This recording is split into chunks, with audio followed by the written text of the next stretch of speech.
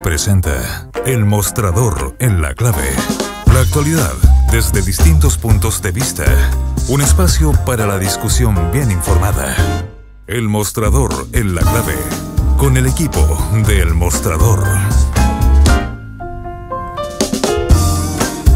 Estamos con el Mostrador en la Clave. Y ya está con nosotros Natalia Saavedra y Mirko Macari. ¿Cómo están? Muy bien. ¿Qué tal? Buenos días. Buenos días. Bueno, ¿y? ¿Qué de qué? Como decía el chavo. ¿Qué te qué? Volvamos a los martes de pronóstico del clima. Tuvimos una pequeña conversación muy interesante. Porque A propósito de la bata con la que vino hoy día la Natalia. La bata con la que vino Natalia, ella dice que, bueno, van a ser 30 grados. 33. 33 grados. Viene con salida de baño. A lo que Mirko le contestó, sí, pero todavía no.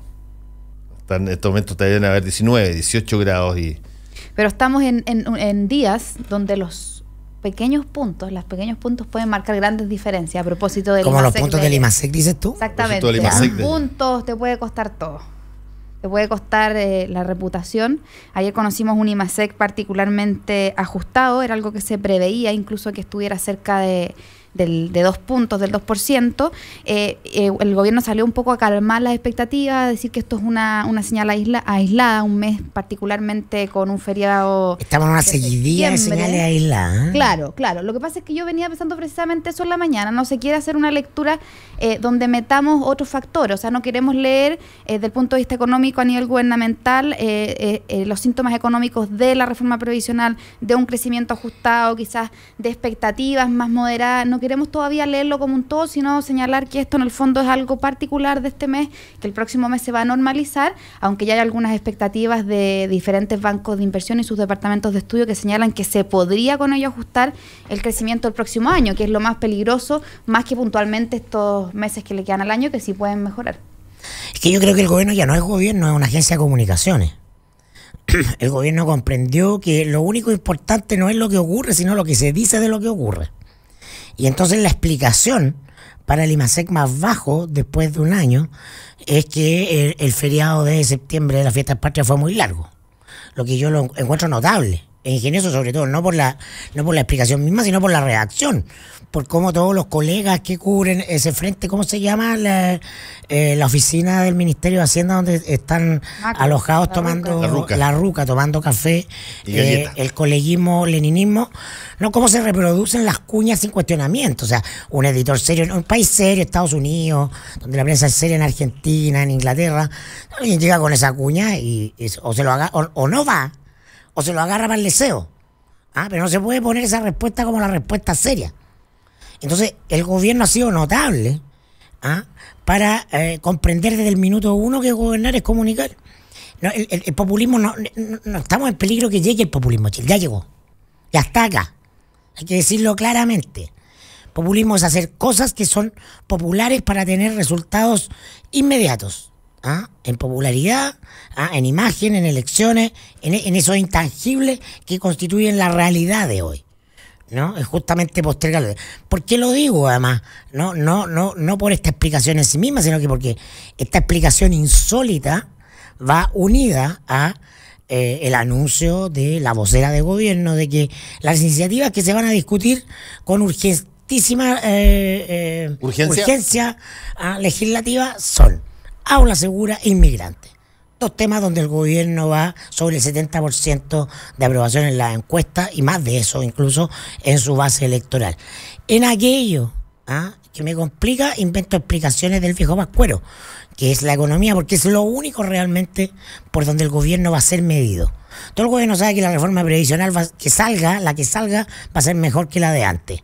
Lo que tiene que hacer es que la conversación sobre la injusticia de la previsión en Chile, sobre la desigualdad, no se tiene que instalar en el centro del debate. No se tiene que instalar la conversación sobre las ISAPRES en el centro del debate. Mando el proyecto que pase por debajito, que lo hablen en la comisión, pero metamos otras cosas para tapar esa conversación, porque si hablamos de ISAPRES, hablamos de la desigualdad, la salud y de los amigos de Piñera en la ISAPRES. Entonces el gobierno tiene claro, y no tiene oposición al frente. Porque ayer, si hubiera habido oposición, si existiera oposición, si existiera alguien que quisiera ser líder de la oposición, sale a darle al gobierno donde es más débil. El único lugar donde es débil, que es la economía, ¿Qué es esto? ¿Qué es el IMASEC? Es el único lugar por donde este gobierno puede hacer agua, porque es la única razón por la que fue electo. ¿Ah? O sea, permanente y reiteradamente se hizo campaña desde el minuto 1 de Bachelet sobre el primero, que las reformas ponían en riesgo la economía, y después de que la economía estábamos al borde del abismo, estábamos a 2 pasos de ser Haití en términos de crecimiento económico.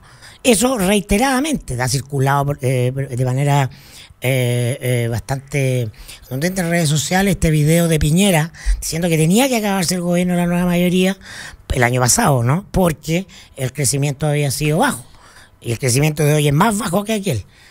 Pero bueno. Y como lo planteó incluso el expresidente Ricardo Lagos, todo es crecimiento y el resto es música. Exactamente.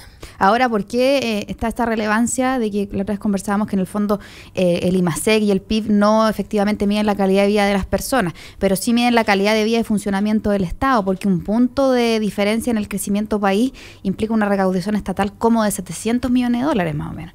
Entonces implica que el Estado, si crece 3,5 y no crece 4,5, recauda 700 millones de dólares menos, en momentos en que además está debatiendo una reforma tributaria donde efectivamente está sacando las cuentas con calculadora para ver cómo llega la recaudación, donde también tiene al frente una reforma de pensiones que tiene que financiarle 3.500 millones de dólares para aportar a los estratos más pobres. Entonces no es un punto que efectivamente no tiene que ver con la medición del bienestar social, pero sí tiene que ver con el bienestar del Estado, de cuánto recibe esta caja pagadora y cómo va repartiendo esa plata. Y por otro lado, lo que más complicado se le puede poner, yo estaba revisando algunas proyecciones ahora en la mañana, que particularmente el techo que se había propuesto, digamos, inicialmente, sin mirar este IMASEC y sin que el que viene del próximo mes de octubre sea tan acotado, era que el tope de crecimiento iba a ser de 4,25, pero esto mueve la escala hasta un 3,5, o sea, bajamos ese 0,75 puntos que ajusta la perspectiva a la baja, valga la redundancia. Y hay, claro, hay de todo. Por ejemplo, Scotiabank proyecta un crecimiento de 3,2, el BCI de 3,4. Entonces hay diferentes perspectivas de qué es lo que va a pasar con este año, con lo que queda de este año, pero particularmente cómo enfrentamos esa promesa del crecimiento del 4% para el año 2019. El 4% era una cifra, como por decirlo de alguna forma, de acuerdo entre el sector privado, la encontraban prudente, pero si esa cifra se empieza a retrotraer, ahí yo creo que entramos en un escenario peligroso. Punto seguido, yo creo que esto tiene que ver con que ningún presidente de ninguna nación puede creerse que es un zar económico por sobre cualquier condición internacional, a propósito también de los vaivenes de la economía internacional. Nadie puede prometer estar por sobre las condiciones internacionales del mercado. Pero Piñera lo prometió, pues. Claro. No, ese es el problema. Yo creo que es al revés, Natalia. Cualquier persona puede prometer algo. Puede prometer y no lo va a poder cumplir. Puede prometer. Claro. Distinto es si es que después hay que dar explicaciones para que las cosas no se hayan dado como se daban, pero la esencia de las elecciones democráticas hoy día en el mundo son en que tú prometes cosas que no vas a poder revisar si efectivamente se cumplen hasta más adelante. Claro, lo que quiero decir es que no va a ser capaz de ejecutar o de poner en práctica una promesa, sobre todo si las condiciones internacionales se le ponen desfavorables a... Bueno, y las condiciones internacionales, depende de lo que pase hoy día, incluso en Estados Unidos, exactamente, pueden hacer cambiar predicciones y de alguna manera niveles de crecimiento en varias situaciones y varios países. Digamos, Estados Unidos está en una guerra comercial con China, acaba de abrir una nuevamente o incentivarla aún más en términos de combustibles con Irán. De acuerdo a lo que pase en las elecciones de hoy, en Estados Unidos vamos a saber si es que va a tener o no va a tener mayoría en la Cámara de Representantes. Todas las encuestas dicen que abrumadoramente las probabilidades son de que tenga una mayoría los demócratas, pero ojo, también le dieron el 29% posibilidades a Donald Trump antes de la elección de que fuera presidente y terminó siendo presidente, así que habrá que mirar lo que suceda. La elección es un plebiscito sobre Trump. Y si Trump sale fortalecido, las posibilidades de mostrarle el músculo a China aumentan, de continuar con la línea política que viene trazando hasta el minuto, que es de poner fin a la lógica de apertura comercial. Lo que le ha dado buenos resultados económicos. O sea, el crecimiento de Estados Unidos ha sido mucho mejor que el resto de los muchos países es un neo-keynesiano, Trump. Sí, pero es un negocio keynesiano extraño, porque Keynes era el que planteaba de que había que aplicar todos los recursos del Estado para hacer cosas en las épocas de vaca flaca. El Estado tenía que meterse a invertir muy fuerte en infraestructura, crear los nuevos puentes, sí, todos esos proyectos. En rigores proteccionistas. Claro, esperando que mejorara la economía y ahí volviera a tomar la dirección de aquello el sector privado. En este caso no, más bien Trump ha pedido al sector privado desde el principio que sea el que se mueva. Traigamos eso un poco a Chile, porque la pregunta es si en un momento en que el empresariado y el sector privado está diciendo, pensemos que por ejemplo el IMASEC de este mes de septiembre, uno de los puntos que más cayó fue el IMASEC minero, menos 2 puntos. Entonces preguntemos si el gobierno está dispuesto para mantener esa hegemonía o ese bienestar económico a abrir la billetera, que es algo muy contraproducente en momentos que ha dicho que va a hacer un ajuste de la billetera fiscal. Entonces, precisamente si necesitamos dar un síntoma de buena economía, de concesiones, como dices tú, de construcción, de proyectos, de aceleración, también ese síntoma, ese signo tendría que venir del gobierno. Yo creo que Piñera también puso muchas expectativas en que toda esa mejoría viniera del sector privado. Yo siento que ahora están en una especie de reconciliación que se notó un poco después de la reforma, con un tono un poco más amable entre los sectores, pero nada concreto. Es como cuando tú estás lleno de promesas, de que vamos a volver, vamos a intentarlo de nuevo, pero no hay nada concreto entre ambos. En la semana pasada, en el encuentro anual de la SOFOFA, tanto Bernardo Larraín como Sebastián Piñera hablaron, por ejemplo, de la relevancia de iniciar, a 7 meses ya de instalado el gobierno, la discusión sobre la reforma al sistema de evaluación ambiental, donde va a haber mucho lobby, va a haber mucha influencia de empresas, de intereses, pero eso todavía no está trabajándose de forma concreta ni acelerada para que veamos resultados próximos. Entonces, eso son cosas relevantes para la gestión de proyectos. Sí, la otra cosa interesante es que han empezado también a pasar cosas, o van a pasar cosas en otras materias que el presidente no puede eludir. La duda es qué tanta urgencia le va a poner a ese... Mi punto es que el gobierno encontró la manera hábil de eludirlas. Eludirlas sin eludirlas. Es decir, una cosa es presentar un proyecto de ley y otra cosa es mantener arriba en la agenda esa discusión legislativa. Y entonces, cuando digo que el gobierno se transformó en Extend, digo que el gobierno tiene plena conciencia. Me cambio de Acerta, perdona. Cuando el gobierno se transformó en Acerta, no voy a decir imaginación, pues si no van... No, porque yo creo que Acerta tiene más cosas que ver con el gobierno que imaginación. No sé. Pero no más que Extend, ya. Y entonces... Sale de ese bosque, Mirko, sale de ahí. Entonces, encontró la manera de decir, check, está el proyecto, esto es lo mío, pero pero en la agenda va a ir relevando pequeñas cosas, proyectos como el de los inmigrantes, proyectos como el de aula segura, o no proyectos legislativos, sino que declaraciones, medidas administrativas, ¿no? El presidente va a salir a enfrentar al socialismo del siglo XXI, en eso estamos, entonces nos va a llevar a todos, y hasta el minuto estamos todos bailando el ritmo de la música que pone el gobierno. Bueno, es que... Porque lo único que es capaz de mover eso es un evento. Un cisne negro, va a ponerlo en tu lenguaje. Un evento, un movimiento social. Un evento de poca probabilidad y alto impacto. Como fue el del 2011. Como fue el 2012. Exacto. Fernando, ahora tú que tienes tan buen background histórico, ayúdame con esto, porque mi pregunta es que yo pienso que desde el gobierno siempre piensan o estiman que desde el punto de vista económico la gente no se va a levantar, es decir, no vamos a juntar una masa en Plaza Italia para ir a protestar porque el IMASEC está abajo, independiente de los fuertes efectos que eso puede implicar para la economía. Han existido movimientos que desde la economía ya han implicado remecer a los gobiernos. Yo al menos en Chile, además del No Más FP, no he sentido que hayan existido otros, que se desinfló, además no he sentido que hayan existido otros que el gobierno tenga miedo de enfrentar y diga, aquí tenemos que tomar medidas para que la gente no se me levante porque no estoy generando empleo, porque no estoy generando el crecimiento prometido. La protesta del 82, pues. Sí, pero la protesta del 82 fue una cosa bastante más baja en términos de volumen porque había dictadura y había una mano totalmente distinta.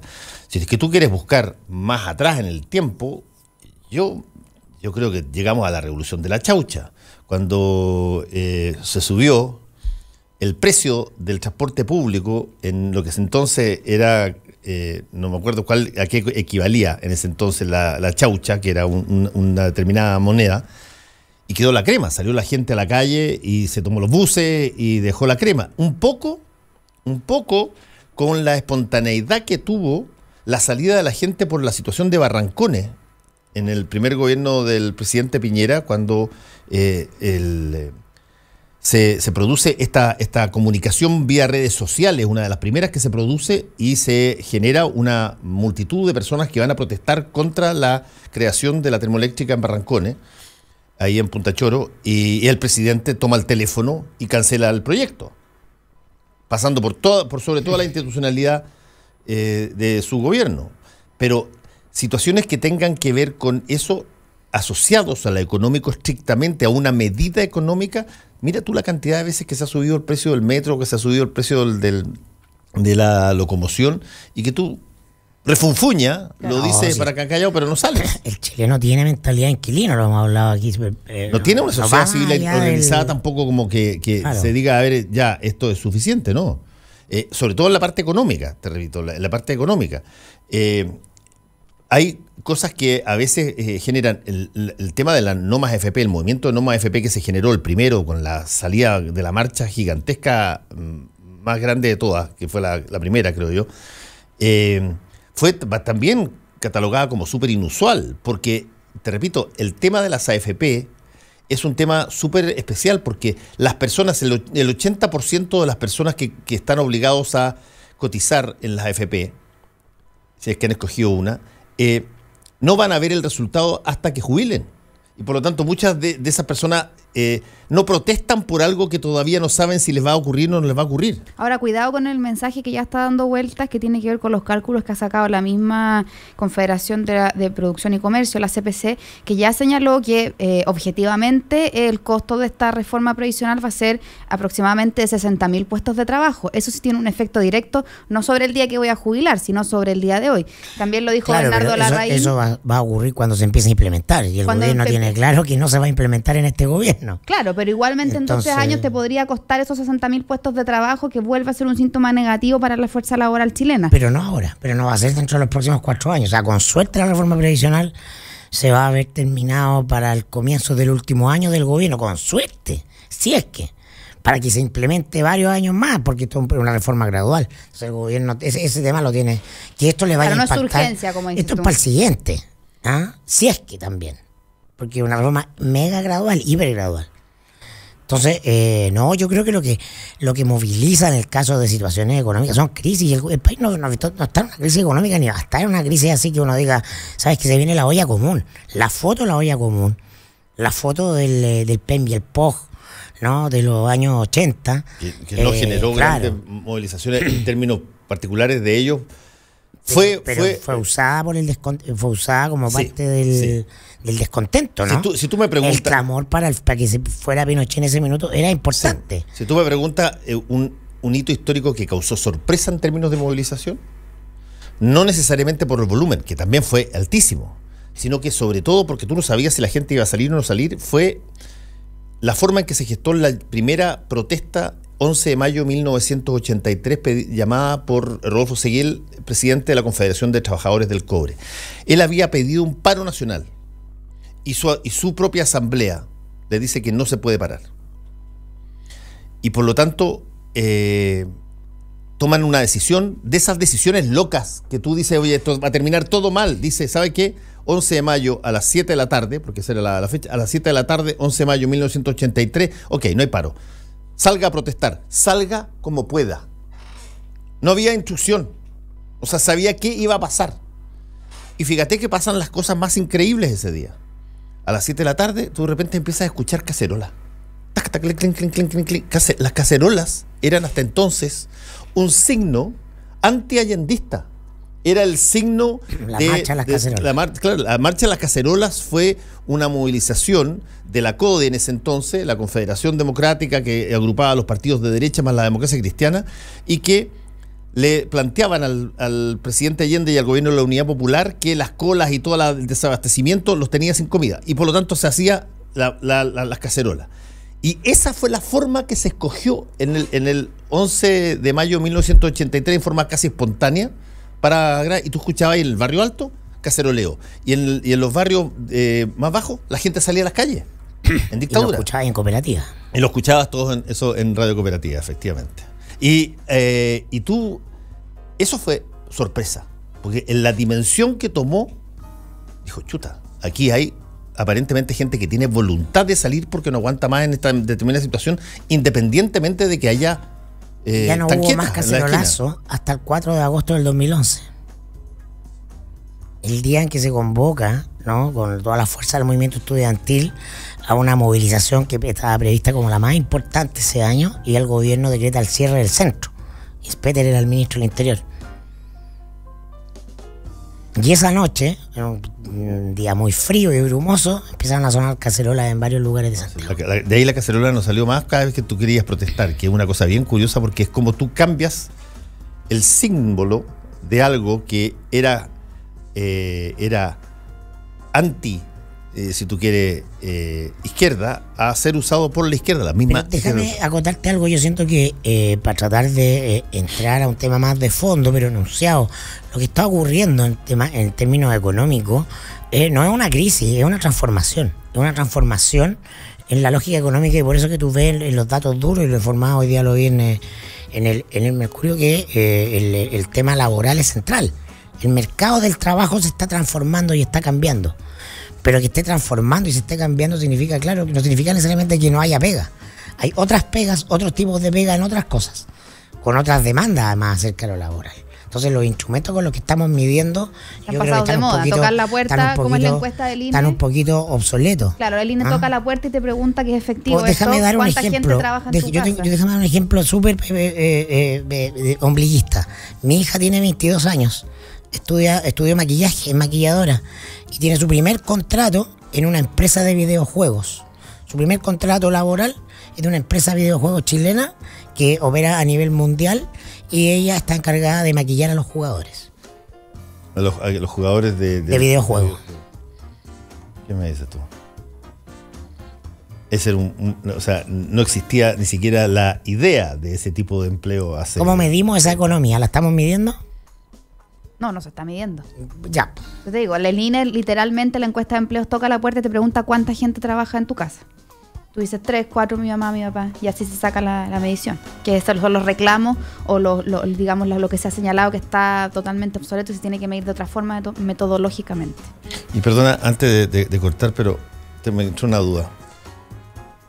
¿Dónde está trabajando le pagan las imposiciones? Contrato. ¿Contrato? ¿Tiene contrato con todo? Su primer contrato. Ya. Interesante, ¿eh? Maquilladora. Vamos a volver en un ratito. Justo al mediodía, de lunes a viernes, Cónclave Deportivo. Entregamos fútbol primero que todos. ¿Dónde quedó el famoso recambio cuando yo veo debutar ayer a un muchacho de 29 años que duró un tiempo? ¿Dónde quedó el recambio cuando uno ve que Diego Valdés no toca la pelota en todo el partido? ¿Dónde quedó el recambio cuando uno ve que las figuras de la selección siguen siendo Vidal, Sánchez, Medel? Ahora, a mí me queda la sensación de que el técnico o no ve fútbol, o no sabe de fútbol, o se le olvidó el fútbol, porque no sé en qué mente sana entra que Mauricio Isla puede jugar de puntero derecho 25 minutos en un partido. Chico Peñalillo, Pancho Aguiluz, Manny Grant, Chamagol González, Flaco Larra y Marcelo Muñoz te hablan de fútbol en Cónclave Deportivo. El sistema táctico a mí, yo creo que no tiene los jugadores para lo que quiere realizar. ¿Por qué? Los tiene. Porque Chile jugó con el equipo prácticamente titular de Rueda. México B. A diferencia de México. Sí, yo lo dije al principio. Que México tenía prácticamente 8 jugadores afuera que van a ser titulares y que son jugadores que todavía por la edad le alcanzan. Cónclave Deportivo, de lunes a viernes, justo al mediodía, 92.9. Somos fútbol.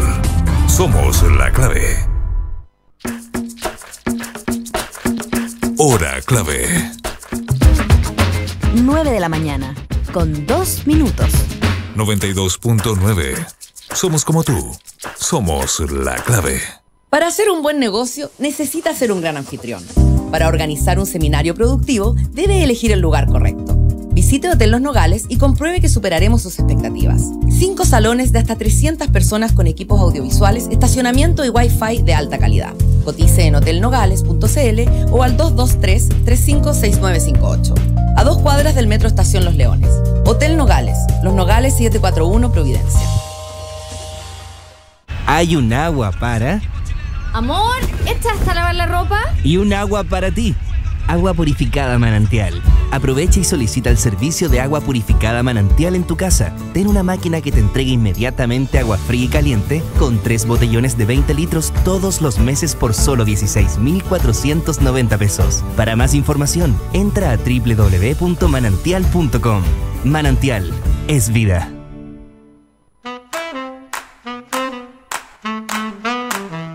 Los que sabemos de café, conocemos el secreto. Hace más de 75 años que en Cabrales buscamos en las plantaciones los mejores granos para darte el mejor café como a vos te gusta. Tostado por manos expertas, de exquisito aroma y sabor y en todas las variedades. Cabrales es ideal para disfrutar en todo momento y lugar. Cabrales significa buen café. Encuéntranos en los mejores hoteles, restaurantes, cafeterías y supermercados del país. Pedí una demostración en cafecabrales.cl y descubrí por qué somos el café número 1 de la Argentina. Cabrales, dedicados al café. Estamos de vuelta en el mostrador en La Clave con Natalia Saavedra, Mirko Macari. Oye, te está contando que el aeropuerto de Pudahuel se va a llamar Pablo Neruda. Ha habido una pequeña discusión en Twitter sobre si que corresponde o no corresponde que sea Pablo Neruda, y se ha recordado que dejó a su hija abandonada y Pablo Nerude, para Nerude. que estén todos contentos. No, pero, y claro, hay un montón de gente que dice por qué no fue Gabriela Mistral o por qué no fue, qué sé yo, de todo. Yo encontré siempre de que Aeropuerto Pudahuel era tan bonito. Pudahuel significa lugar de muchas lagunas en Mapudungun. Minoría étnica, perfecto. Era precioso el Pudahuel. Y bueno, pero cambió a Comodoro Arturo Merino Benítez durante la dictadura y ahora va a llamarse Pablo Neruda. La costanera sigue siendo la costanera. Avenida Andrés Bello, no la. Santiago, no sé cuántas personas. Pero si uno dice, me voy a Pudahuel, ya denota más de. Ah, tú dices. Más de 60 en el carnet. Claro, exactamente. Ahora, yo digo estas discusiones que a mí me parecen y me van a criticar un poco infértiles respecto a los nombres. Las cosas relevantes que se deberían estar discutiendo en torno al aeropuerto es si vamos a ponerle una línea de metro o no. Cosas que realmente le importen a la ciudadanía y a la gente que ocupa estos espacios públicos. Pero si el nombre cambia, mientras no tengas nombre, Natalia, no es lo uno o lo otro. Vamos a discutir cómo le ponemos a la estación de metro. Mientras no tengas nombre, Natalia, no puedes creer algo que no se sabe dónde va a llegar. Claro. ¿A dónde va a llegar? Bueno, este metro va a llegar, va a partir aquí, va a partir en Estación Central y va a llegar a... ¿Cómo se llama el aeropuerto? Estación Aeropuerto. Mira, cualquier cosa importante tiene que partir por una ficción en la cabeza de alguien. Exageran, Así que los nombres sí son mega relevantes. Acuérdate tú que... No exageren porque capaz licitan el nombre y se termina llamando alguna marca. Acuérdate tú que una de las cosas más... Aeropuerto Louis Vuitton. Verdad, no puede ser marca francesa. Sí, acuérdate tú, Natalia, que en el Génesis, da lo mismo si uno cree o no cree, pero en el Génesis, una de las cosas y facultades más extraordinarias que Dios le entrega a los hombres, a Adán y Eva, es el poder de nombrar todas las cosas. ¿Y es literal? De ponerle nombre a las cosas. Ese es es un poder, es una facultad. Una vez que tú creas algo, o sea, que tú le nombras algo y esa cosa pasa a ser eso que tú nombraste, adquiere validez, adquiere poder, adquiere relevancia. Claro, tiene una energía. Oiga, todo esto de aeropuerto y de gente que no va a llegar al aeropuerto, gente que no vaya, ya tenemos a Palma Salamanca que no va a llegar, retírense lo que lo estaban esperando, tampoco va a llegar Alberto Chang porque tampoco lo van a extraditar. Así que ni para Chang ni para Salamanca. No, a ver, petición de extradición no, de Chang se retomó hoy en la mañana, pero el juez de Malta la rechazó por 3 causales. Una, que los testigos al parecer estaban como, digamos, como mal planteados de acuerdo a la Constitución de Malta, que podían estar como coludidos, una cosa de forma. También que la traducción de los textos por parte de la parte chilena había sido mal hecha. Y una tercera objeción de forma, así que se rechaza y por lo menos por ahora Chang sigue en Malta y en su vía de lujo. ¿Me vas a decir que una petición de extradición fue mal traducida? Dice que una de las razones que se esgrime acá, y lo anoté incluso al Diario Financiero, una era que los testigos no estaban bajo juramento, no habían hecho bajo juramento las declaratorias, otra, la traducción de los textos de extradición, y una tercera que no lo alcancé a anotar, pero eran esas 3 razones las que dentro de todas el juez esgrimió para rechazar la extradición. Así que hay un tema que hay que aclarar, pero por lo menos tampoco vuelve. Así que esos 2 regresos... Bueno, a mí me sorprendió ayer la cantidad de personas que estando en posición de quizás de poder averiguar o de saber, no tenían la más leve idea si es que la decisión de la OPFRA era revisable o no. Yo pregunté, hablé con 2 o 3 personas y me dijeron, miran, la verdad que no sabemos. Y esta es una cosa que pasa un poco como con los feriados de fiestas patrias, que son culpables del bajo crecimiento. Los feriados de fiestas patrias estaban puestos ahí desde hacía muchísimo tiempo. Oye, si no sabíamos que Palma Salamanca había pedido esta solicitud de asilo. El gobierno no sabía. Bueno, sí, y además es un gobierno que no tiene embajador. Si no tiene embajador, no podía saber, pues si no hay embajador. Claro. Ahora, en el caso de Chang, por ejemplo, esta sentencia había sido apelación a la primera sentencia que negó la extradición. Si comparáramos, pero obviamente son sistemas judiciales diferentes, pero esta se falló en corte de apelación. Como dices tú, no sabemos si este caso también se podrá pasar, digamos, a una segunda instancia de apelación en Francia. Ahora, en el caso de Chang, entiendo de que esas son peticiones que se hacen vía... son parte de pleitos privados. Claro, de pleitos privados, pero además que tiene que ver con la infracción a la ley de valores. Son personas que fueron estafadas en cerca de $100 millones. Ahora creo que tiene que ver con un síntoma en general, en ese caso particular, de cómo se van a castigar en el fondo los delitos económicos en Chile. Hoy día también hay un hito importante en el Centro de Justicia. Al mediodía se va a formalizar a Gabriel Urenda, hijo del fallecido ex senador UDI Beltrán Urenda, también por estafa. Son cerca de 86 afectados. Probablemente la fiscalía va a ir por la prisión preventiva. Vamos a ver qué es lo que sucede, y también tiene que ver, bueno, lo que pasó con Garay, que vimos hace un par de semanas. Ya vemos un síntoma más común, ver personajes conocidos, incluso de la élite, como es el caso de Urenda, que se movía mucho más entre gente más bien acomodada, vendiéndose como parte del... pero hay un patrón común ahí que no la tiene, por ejemplo, el financiamiento ilegal de la política, que en este caso son delitos de estafa, la gran mayoría. Son delitos de estafa, delitos de estafa al fisco, fraude al fisco, o estafa a terceros, claro, que se agrupan. El caso de cohecho, por ejemplo, que es mucho más difícil de probar, o el caso de financiamiento ilegal de la política a través de boletas ideológicamente falsas, donde tú necesitas que el Servicio de Impuestos Internos presente querella. Eso es más fácil de parar, más fácil de diluir, más fácil de hacerse el cucho que unos delitos directos de estafa. Claro, porque ahí los afectados en el fondo son los que reclaman, exigen y ganan, claro, yo creo, mi plata de vuelta, quiero que se cumpla algo. Sí, efectivamente, obviamente en la legislación económica, y es algo que también de alguna forma lo expresó Jimena Chong en el domingo en entrevista, que explicaba un poco en el caso particularmente en el caso de temas de platas políticas. Decía, en el fondo, ahora sentimos que puede haber un revival de ciertos casos, que la sentencia en el caso particular era por esa sentencia, la sentencia particular de Mota, donde se le encontró culpable, digamos, podría darle un nuevo aire, digamos, a todas las otras personas que estaban involucradas en el caso Cascada. En el caso, digamos, de esta situación de multas y de sanciones respecto a comportamientos de delitos económicos. Y hay varios fiscales que en algún minuto empujaron estas causas, algunos de ellos después, que sabemos que se fueron por otras causas, se farandularon, se salieron de la fiscalía. Pero claro, de forma aislada todos tienen características diferentes, pero sí vemos que es un síntoma mucho más común, de alguna forma, el tratar de buscar punción para estos delitos, cada uno en su diferente perspectiva.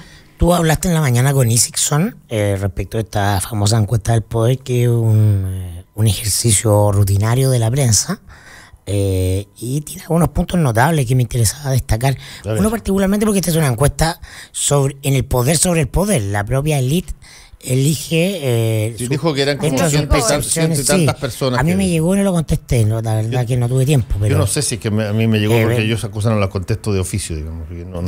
Y entonces yo siento que están pasando cosas interesantes, porque la encuesta es mucho menos relevante de lo que era antes, marcaba mucha pauta, ahora nada. Pero sin embargo venían dos cositas que me llamaron la atención. ¿Sobre qué? Sobre cómo ha cambiado la percepción de qué es el poder en la propia élite.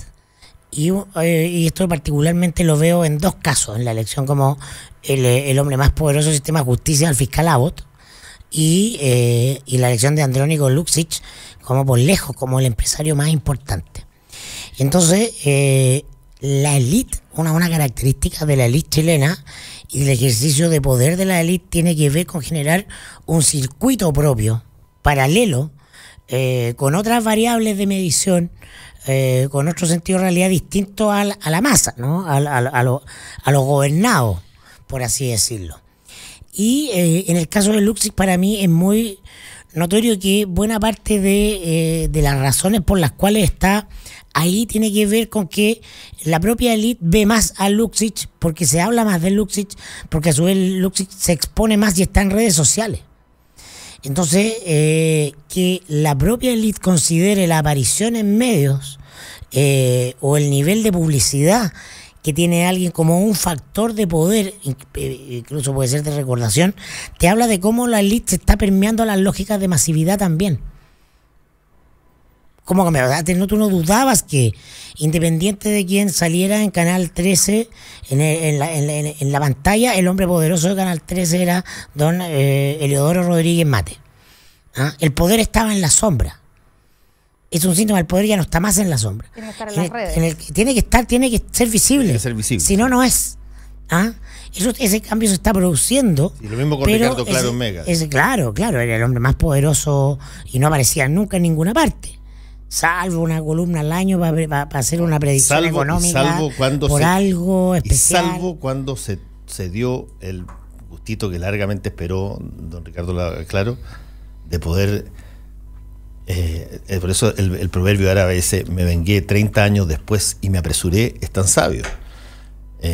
Con su libreta, que era igual a esta, ¿no? La libreta negra. No, que Ricardo Claro apareció una sola vez en su canal, que fue en el programa donde salió la radio Kyoto, para acusar directamente a una persona a la cual le tenía un encono, pero furibundo, que se llama Sebastián Piñera. Sí, era personal.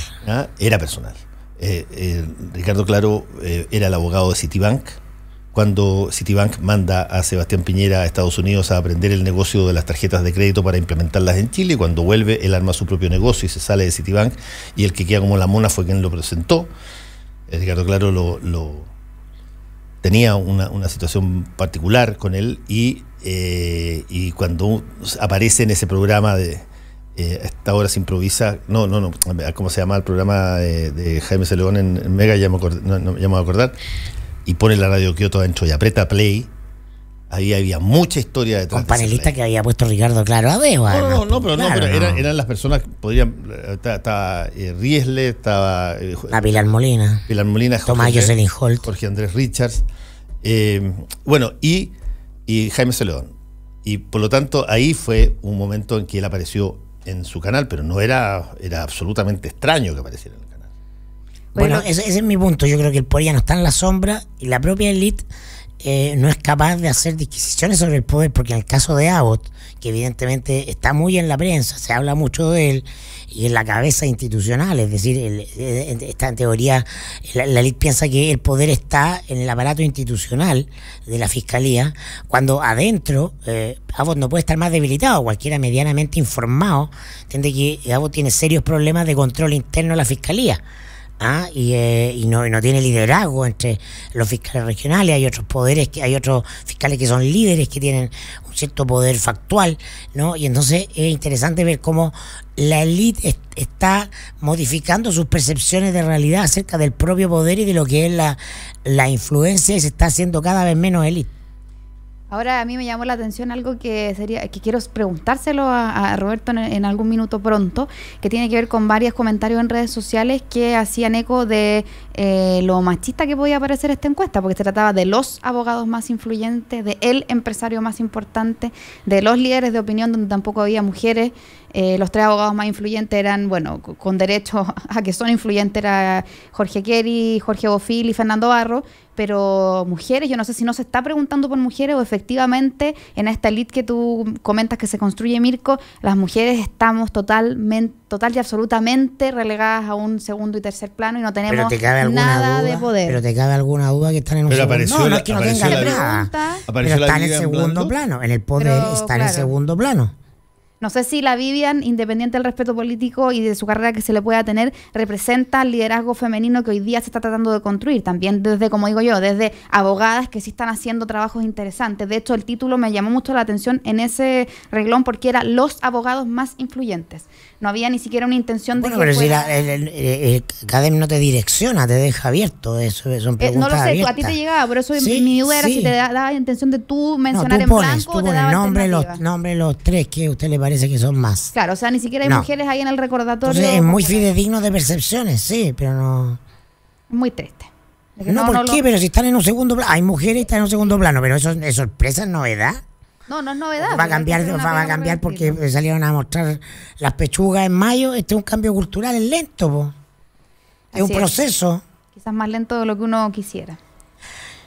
Yo, en lo que soy particularmente feminista, porque ustedes otras veces me han preguntado, yo les he dicho que no soy tan feminista, es en lo que tiene que ver con las atribuciones profesionales. Creo que en Chile hay empresarias, hay mujeres, lo que pasa es que particularmente quizás esas mujeres no están situadas en la élite, porque las mujeres de la élite son mujeres vergonzosas, que les gusta participar en directorios de la no quiero sonar denostativa, pero del grupo de la mujer que va a posicionar de estas Comunidad cosas. Mujer. No quiero nombrar a nadie. Yo los nombro. Ya, nómbrelo usted. No quiero nombrar a nadie. Pero Comunidad Mujer es influyente. Hay que estar en otra primera línea. Necesitamos presidentas de directorio, mujeres en el Consejo del Banco Central, mujeres en el Ministerio de Hacienda. Ahí es donde Oye, tenemos ya tuvieron 2 veces una mujer presidenta, ¿no? O sea, el país ha avanzado, lo que pasa es que quieren igualdad mañana. No, y eso digo yo, que tenemos que empezar a buscar eso. Esos son los espacios relevantes. No ocurre así en la historia. Yo no veo, por ejemplo, como discutíamos antes, en debates económicos relevantes, pero cada vez tienen más presión las organizaciones para tener mujeres en primera línea. Eso me parece muy bueno. Ahora, eso no es una cosa tampoco que esa inercia histórica de tener a la persona de sexo masculino en el primer plano no es una cosa que se vaya a destruir y que se vaya a erodar rápidamente y mágicamente por el solo hecho de que existe hoy día un gran movimiento feminista. Eso es una cosa que se construye, que se empuja, que se tiene que ocupar áreas donde antes no estaban y que tiene que llamar la atención el que no aparezcan. Claro. Why not? Ayer Bloomberg, que es una nota que tenemos hoy día en el mostrador Braga. A los 50 años va a poder ser directora de empresa, quería Natalia. Quizás no me preguntaste si esa era mi máxima. Mi máxima no es ser directora de empresa. Yo les iba a comentar que en Braga, en el mostrador, llevamos una nota que nos sorprende obviamente por el personaje, pero que es interesante leerla, que señala que se hizo una medición de cuántas mujeres participaban en el equipo de transición de Bolsonaro. ¿Se imaginarán cuántas ustedes? Ninguna.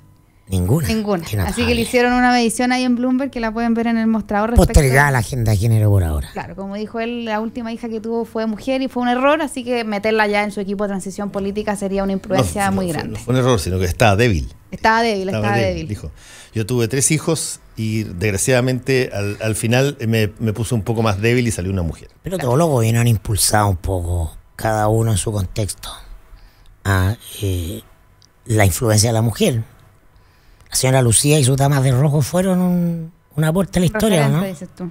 No, pero yo creo que la presencia de la mujer en política en lo público viene dándose crecientemente, solo que a velocidades que no son compatibles con la cantidad de mujeres que hay y la importancia que tienen en términos de la humanidad, digamos. Pero que no cabe la menor duda de que se ha avanzado hacia determinadas cosas y que a una velocidad muy lenta, pero que hay ciertas cosas hoy día que eventualmente tú puedes encontrar que no te llaman la atención. Tú puedes hoy día encontrar que el día de mañana se nombre una gerenta general de uno de los grandes bancos y que sea mujer. No te debiera llamar mayormente la atención. Te debiera llamar la atención si de repente hay 6. Esa es una cosa interesante. Si que pasara. Todavía no va a pasar. No, una por cuota.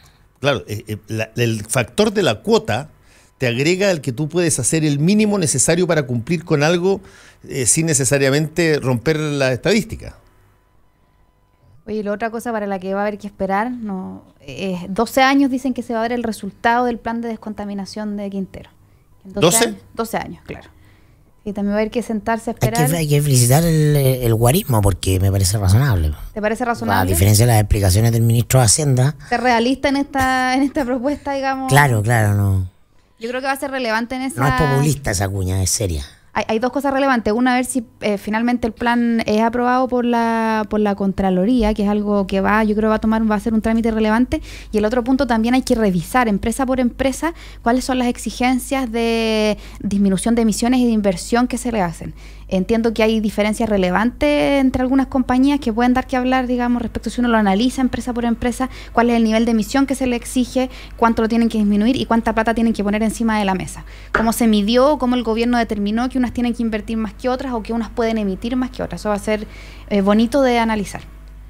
Lo importante es que sea política de Estado.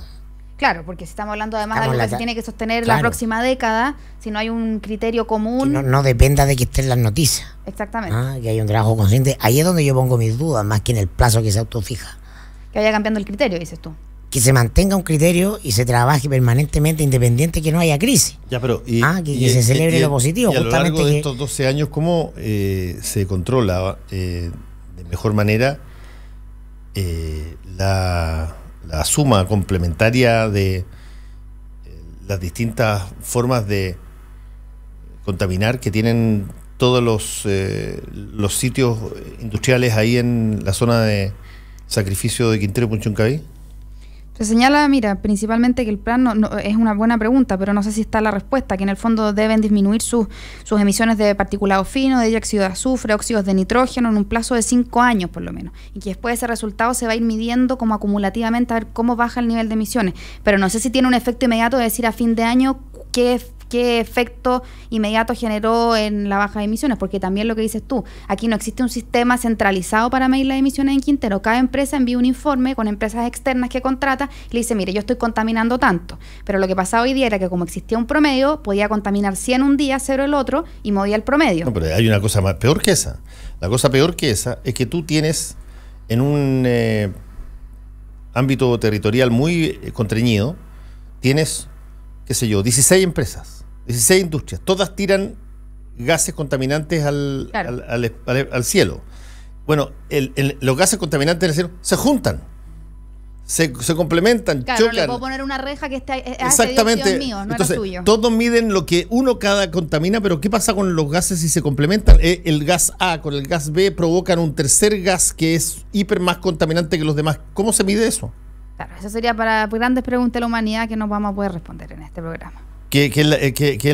Básicamente estaba en el centro de la pregunta de los últimos episodios. Era, está bien, yo sé lo que usted está emitiendo y sé que el otro está emitiendo, pero yo no sé cuál es el resultado, o no hay medición de cuál es el resultado de cuando se encuentran esos dos gases en el aire o en el agua.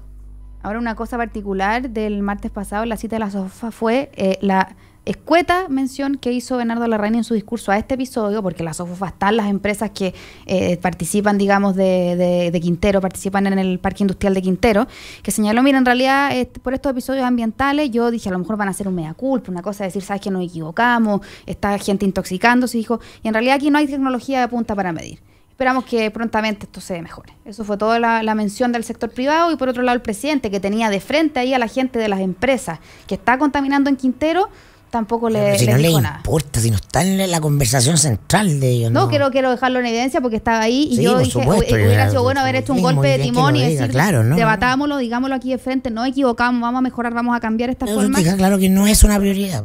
Claro, no es una externalidad negativa del proceso productivo. Ahora, ojo, que una externalidad negativa... Para ese mundo es eso. Sí, pero no es una externalidad negativa, pongámoslo en ese mismo ámbito. Es una externalidad negativa hiper peligrosa, porque tú te salís de madre y dejan de haber personas que entran a un centro de salud pública y empiezan a entrar a la funeraria y te cambia totalmente el cuadro. Claro, pero como Mirko dijo la otra vez, eso pero no pasa sucedió. nada. Menos mal eso que no va a pasar. Claro. Bueno, no sé. No va a pasar porque la gente se va muriendo de a poco, se muere por que se enferma. Pero a veces hay... Que se deteriora. Sí, puede ser. ¿Ah? Puede ser, pero como yo te repito... No hay un tantas efecto cámara de gas. Eso, ¿Ah? pero como 90 murieron en un día, no. Eso es noticia. El problema es que eso yo no lo sé, ni tú lo sabes, porque no se sabe, no está medido eso. Se puede descartar, por supuesto que no, pero claro, pero un cisne negro. Y por lo tanto, pero en la mentalidad chilena ese día vemos. Es una de las tantas cosas que se hacen en Chile y en otros países del mundo apostando a que no van a pasar. Y como decía muy bien Mandela, la frase de él es más o menos, todo parece imposible hasta que pasa. Y eso es así. Y las grandes catástrofes mundiales en todo orden de cosas, desde la percepción que tú tenías de lo que iba a pasar en Wall Street, cuando se te viene todo a piso por una cosa que tú no previste, bueno, ya en el momento en que se cae las bases del edificio, ya no podéis pararlo.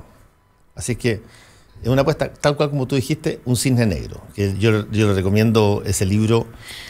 el cisne de Lagos. ¿Ah? No. Ese es mal en la cita. No. Espérate, deja, te voy a decir el tiro porque se me olvida. Un libanés que ha estudiado mucho en Estados Unidos y que Nassim Taleb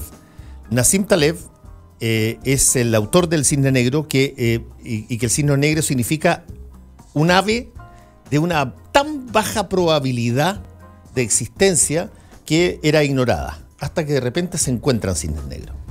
Y por lo tanto eso él lo aplica a situaciones que fueron descartadas porque tenían una tan baja probabilidad de ocurrencia que nadie previó nada respecto de esa posibilidad, hasta que de repente esa posibilidad pasa. Que es el huracán grado 5 que pase justo por Nueva Orleans, donde justamente en ese lugar se había apostado a que no iba a haber un huracán grado 5 y por lo tanto no se habían reforzado todos los diques ni nada y se habían usado esas platas para otra cosa. Un ave como los pterodáctilos de los picapiedras. Claro. Pedro Picapiedra comía todos los días huevitos pterodáctilos. Se los daba a Vilma. Que aparezcan de repente los pterodáctilos, es un cisne negro. No, pero un cisne negro típico es cuando tú tienes una situación que se te produce en un determinado lugar que por distintas razones mezclan, por ejemplo, gases contaminantes de distintas especies y se te produce una nube que no imaginaste nunca que podía darse. Esos son temas en los laboratorios de la NASA, no en la SOFOFA. Bueno. Pero ahí está. Después uno paga el... Son para expertos en viaje al espacio, no va a producir y ganar plata mañana, ¿no? En Chile. Barrancones fue un cisne negro. Barrancones era algo que el presidente iba a anunciar como una mayor cantidad de empleos, iba a ser una cosa fantástica, iba a ser una cosa maravillosa y de pronto aparece esta suma de gente que se conecta por redes sociales y dice que hay que proteger el Punta Choros y todo lo demás de la calle, y el presidente se conmueve y yendo contra toda la institucionalidad para el proyecto. Nunca lo previó. La salida de los cabros chicos el 2006 a la calle no estaba prevista por nadie. Educación no estaba en ninguna cosa, en ninguna prioridad de proyecto en el primer gobierno de Michelle Bachelet. Y de repente aparece un lote de cabros chicos saliendo por todos lados con uniforme escolar y siguen, y después sus papás y la cosa. Y ¡ay! Cisne negro. Bueno, un evento de baja probabilidad y alto impacto, y automáticamente cambió la historia. Tener cuidado con si el próximo llamado de empleos públicos se busca, ¿cómo se dice? Medium para predecir fenómenos políticos. Yo creo que van a poner en la Agencia de Comunicaciones La Moneda. Una zurda. Ya nos vamos. Que les vaya bien. Chao. Actualidad con ojo crítico. Información desde distintos puntos de vista y discusión bien informada. Fue El Mostrador en la Clave, con el equipo del Mostrador y Combinación Clave.